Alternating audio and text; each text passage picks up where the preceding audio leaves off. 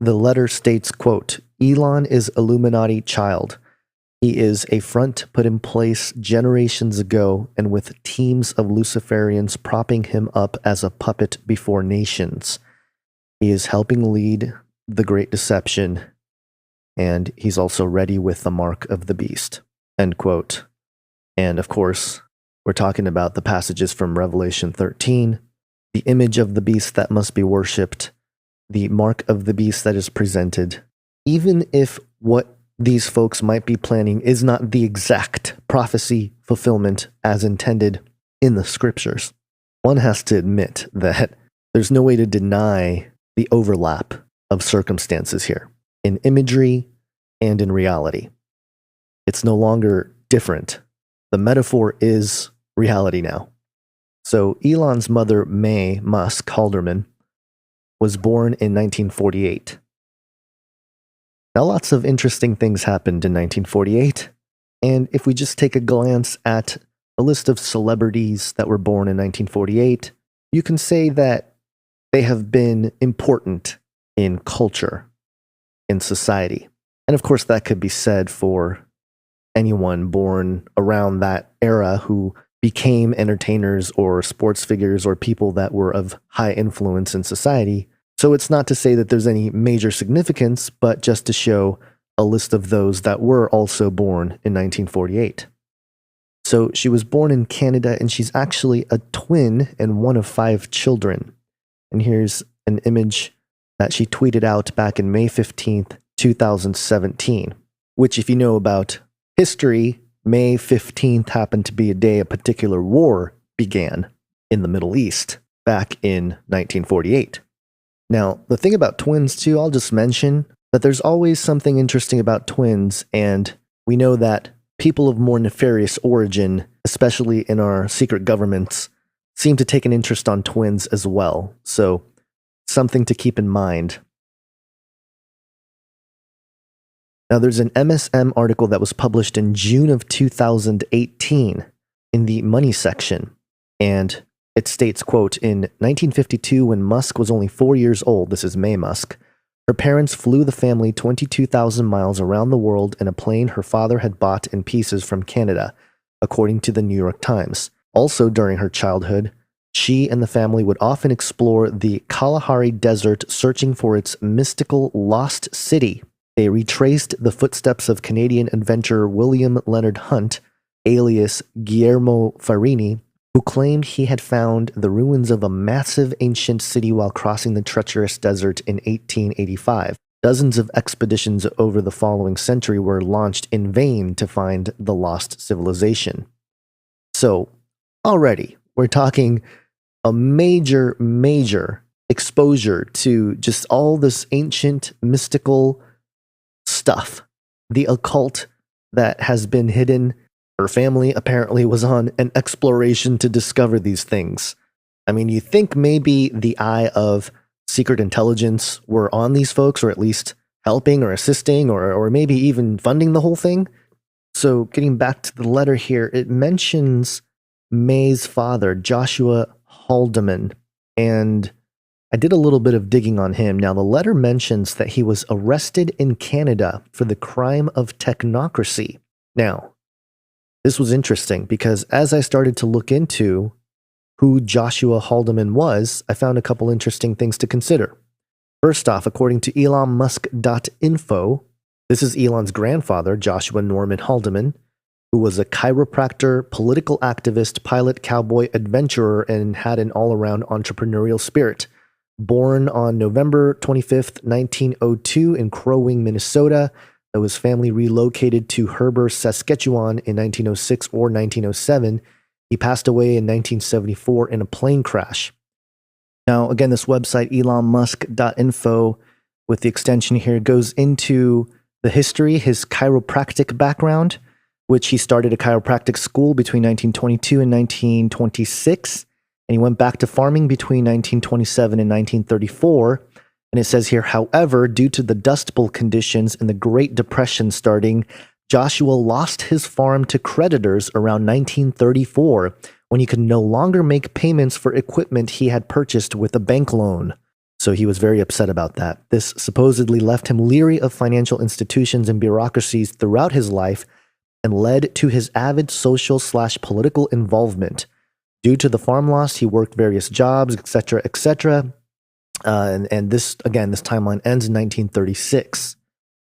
Now, this is very fascinating to consider because at the time, according to Canada's history.ca, the last utopians, technocracy promised depression-weary Canadians an end to their hardship, but the offer came with the catch. This was published in January 1st, 2018, and it outlines the growth of technocracy out of the depression-ridden rural Manitoba. And they discuss technocracy as something that flared like a comet in the dark 30s because it promised to replace collapsing capitalist systems with a non-political government of scientists and technicians. That's what it was, this totalitarian approach with technocracy where the engineers basically run everything. And they had all these economic and geopolitical plans to merge Canada, US, and Mexico. These are things that are familiar to people who have studied the New World Order. The article goes through a man named Walter Friars, who basically started preaching technocracy through the Winnipeg Press and, got technocracy out there. But here's where it gets interesting. I'm going to read straight from the article. Quote, by June 1940, with the war in Europe going badly, the Canadian government suddenly announced the banning of technocracy, along with a dozen other organizations, including Jehovah's Witnesses and the Communist Party. In the House of Commons on July 16th, Prime Minister Mackenzie King defended the ban by saying one of the objectives of technocracy was to, quote, overthrow the government and the constitution of this country by force. Walter Friars, now 94, remembers, quote, we were astonished when the RCMP padlocked our section premises and took records, furniture, everything. No charges were made. Other technocrats were not so lucky. A Regina chiropractor, Dr. J.N. Haldeman, faced trial as a member of an illegal organization. He was acquitted. F.E. Demorest of Prince Albert, Saskatchewan, was fined $25 for having paid for a newspaper ad protesting the ban. The conviction was overturned on appeal, and as far as known, no other convictions were sustained. No evidence was presented that technocracy had advocated violence, and the ban was rescinded without explanation on October 15th, 1943. Now, this article outright mentions Dr. J.N. Haldeman. This is categorically Elon Musk's grandfather, and this is May Musk's father. He was arrested for the crime of technocracy and being part of a secret organization. And he was let go? That's really interesting, folks. Remember, this is all happening before May Musk was even born. The article goes on here to say the end of World War II brought renewed concern that the North American economy, which had flourished to feed the war machine, might plunge back into a depression. Technocrats quickly rebuilt, and on July 1st, 1947, a caravan of 600 technocracy cars rolled into British Columbia into, quote, Operation Columbia. The convoy had begun in Los Angeles and timed its arrival for a speech in Vancouver by Scott, that's Howard Scott, the man behind Technocracy Inc. He filled the old Vancouver Forum with 5,000 adherents who each paid $1 admission and shouted technocracy slogans. Reporter Charles King wrote in the Vancouver Province that Scott, speaking in a, quote, bored, sleepy voice, attacked the press of the United States and Canada as, quote, the most reliable source of misinformation in the world, end quote. Wow, who does that sound like? 10 years later, the post-war boom in full swing, the movement still managed to attract other adherents, and it goes on. But isn't it interesting that this declaration of technocracy and social change takes place in 1947, and within a year, May and her twin sister are born.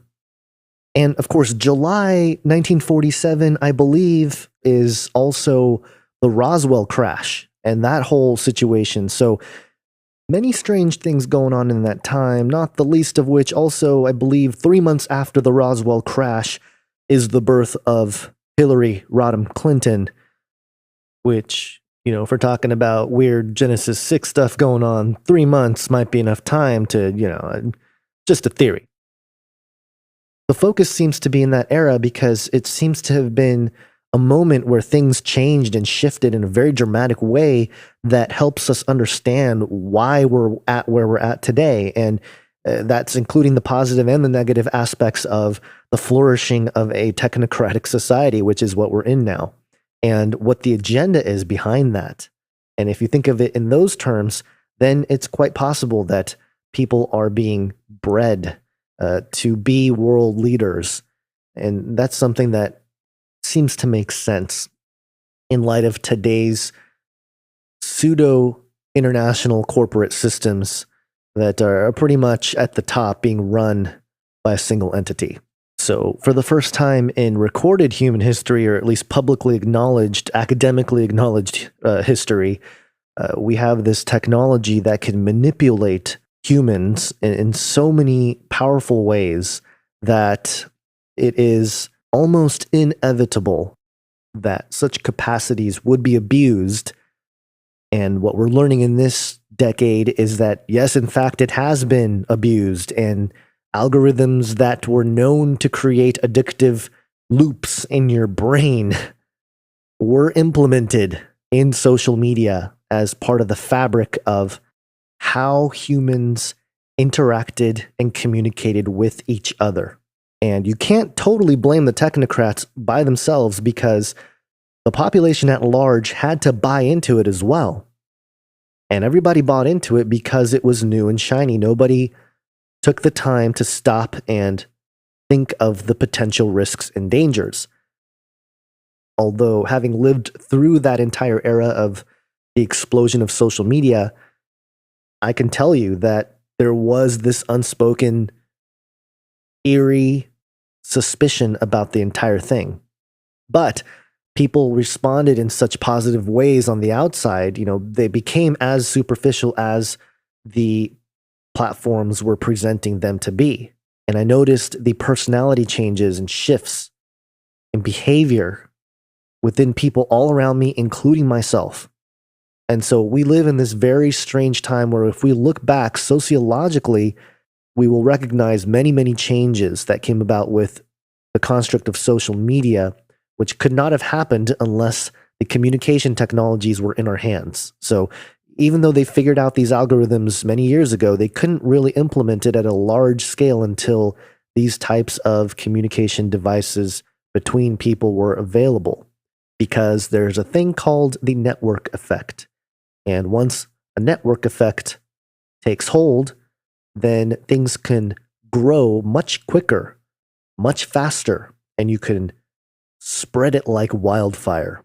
Things go viral. All these concepts that we just consider as normal, these were implemented purposely because they knew that given this accessibility, we will take advantage of it and we will willingly exchange our privacy for social credibility that can be quantifiably measured with the number of likes or, thumbs up or whatever is the metric that's being used on these platforms. They don't reflect reality. They reflect a small piece of reality.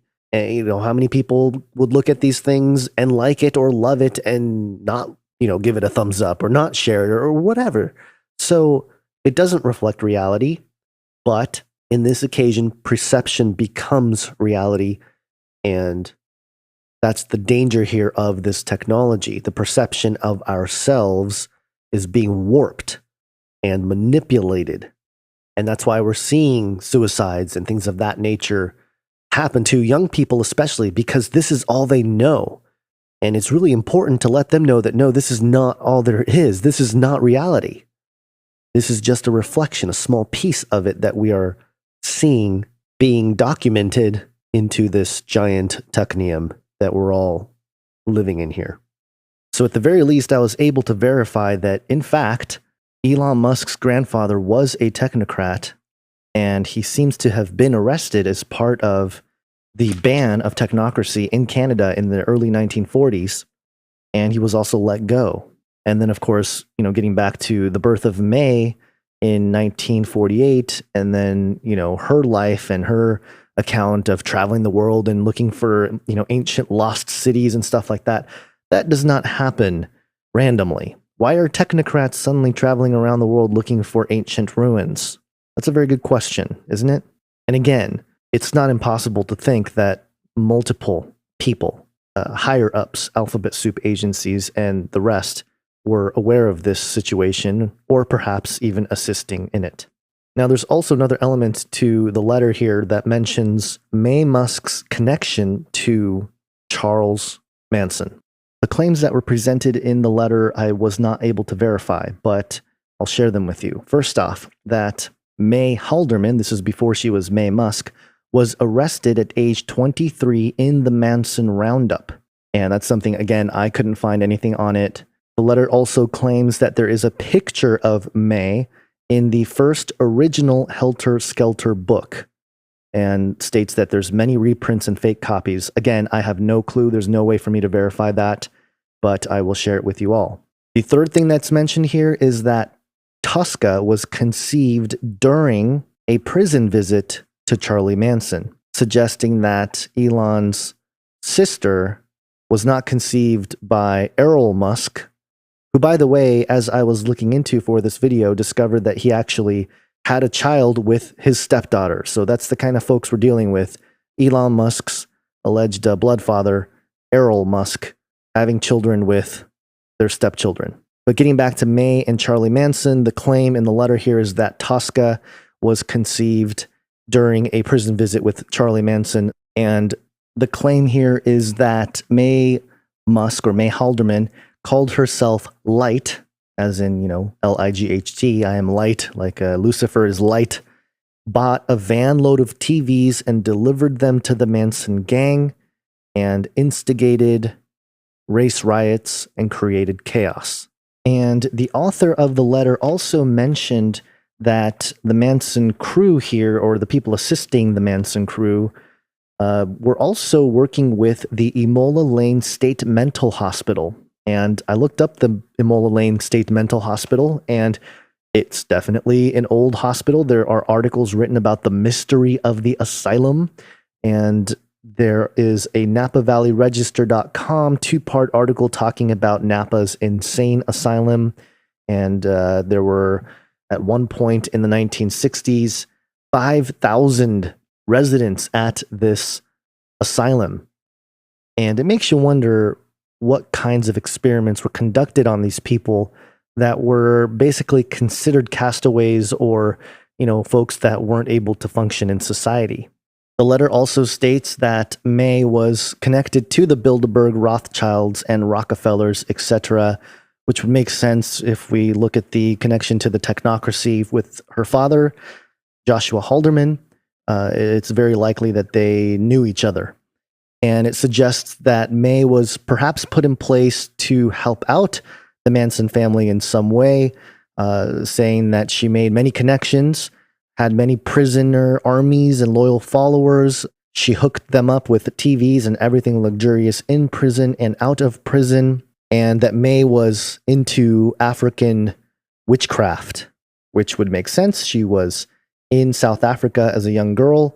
It's possible she picked up on some rituals or some objects or things that were present there while she was in Africa. So again, these are things, no way for me to verify, but are shared in the letter, and I wanted to share with you. And let me get to Elon here, because there are a couple things on Elon as well. It says Elon liked darkness, but he wasn't allowed to watch TV, eat mac and cheese, or play with others. Now, this is interesting because it's something that I've heard in the past coming from people that have left the Illuminati families, that they're not allowed to indulge in some of the things that the regular population, the consumers, would use, because, those are the unintellectual masses. They're the herd. They're the cattle. We're much more elite than that. So we will not indulge in these low-level products that we are providing for the masses, that kind of attitude. So that's not that surprising. But there's another part here that a little bit hard to believe. but I will report it to you because it's in the letter. It says that this person who wrote the letter was terrified that Elon levitated. Now, maybe it was a trick. I don't know, but the claim here is that Elon levitated, and that when trying to get out of the situation that the author of this letter was in, they were told very boldly, quote, "Don't piss off the Bilderbergs." So is it possible that there is a group of elite people who have been around for a while who saw the oncoming technologies and the potential that it had to really control the population at large, and that they have been systematically putting into place the various necessary means for us, humanity, to help build the infrastructure for this control mechanism to be put in place, which is part of what this tearing down and rebuilding in the fourth industrial revolution and sustainable development 2030 and all of these agendas are all about. Even the Trump agenda in many ways is part of the same thing, because what are they doing? Make America great again, right? We're going to go back to the industrial era. We're going to have this economic boom, all these things. We're going to have jobs. We're going to have prosperity. These are all promises made to a population that will work to help build it. And I think products like the Neuralink, maybe there is a hidden agenda behind it that is exactly what the Bible prophesied as the mark of the beast. Certainly it's one potential development, I think, from the elite perspective of a way they can carry it out. And, a lot of this has to do, I believe, with God allowing it to happen to a certain degree, because if enough people become aware of this kind of thing, it's just not going to happen. People just aren't going to accept it. But the way things are going, the way our psychology are being manipulated day in, day out by these screens, it becomes much easier for them to control us. And we're seeing that take place right before our eyes. The forking of humanity, one side maintaining their humanity, the other side deciding to pursue this digital immortality, or at least help build it. Again, we're living in some wild times, and this letter, I think, isn't anything too crazy other than Elon levitating. The stuff is not out of the question, and in fact, it helped verify a certain point that was made in the letter that was something that, it's not something some blogger wrote or anything like that. This was evidence that was corroborated just independently, that this Canadian article would mention a Jay Halderman who was arrested for the crime of technocracy and being part of a secret organization and being let go. And that person being, and the article didn't state that this was Elon Musk's grandfather, but it was Elon Musk's grandfather. And so the technocratic tie is made. So the speculations about what is behind Elon and his real agenda is warranted, because he comes directly from a group of people that believed that technology is going to completely change society, where the engineers and technicians run everything and the technium becomes God. And in the process, maybe we can become God, which is the polar opposite of the gospel. And in fact, there were a couple points during all of this research of putting this together where I found some anti-Christian remarks made by the technocrats, which was understandable. They hated Christianity. They thought all religion was nonsense. And so nothing new there. But I hope this makes you think. And I hope this makes you guys do your own research to see if there's other connections, especially with May Musk and Charlie Manson. Is there something there? And if there is, then the Charlie Manson story becomes very interesting in connection to all the mind control stuff that we have been learning about in this decade, as a lot of this stuff becomes declassified, as people like Aaron and Melissa Dykes put out awesome movies like The Minds of Men. Literally, they uncover the agenda of a lot of these dark experiments. So I hope this makes you guys think. I hope this makes you guys have discussion about these issues. Ultimately, what I'm saying here is that there's no point to take the Neuralink. There's no point to die on the hill of technology. A lot of this stuff is meant for control. We can use it to spread the gospel, and that's why they really don't like people talking about Jesus and all this stuff. But the gospel becomes so relevant, so important, and all the principles that come from that, they are going to be tested in ways that we have not been tested before. And I mean that because we already are. We're already facing the effects of this unknown of technology and this middleman of algorithms that control our input and output sensations and everything else. We're living in this crazy spiritual war, but now it's becoming quantified. It's all becoming digital. And so don't forget to put on the full armor of God every single day. Protect your mind, protect your heart, seek the kingdom of God, love your neighbor as yourself, and spread the gospel, because that's what's really going to save us. That's what's really going to restore us to our intended place where all of us know we're supposed to be. None of us would be pursuing any of this stuff. And the scientists and the humanists, they wouldn't be doing that unless they knew that we were falling short of something, that we are limited in certain ways. And we are. We're fallen. They're proving the Bible true, yet they continue to reject God, and they are going to help fulfill biblical prophecy, which is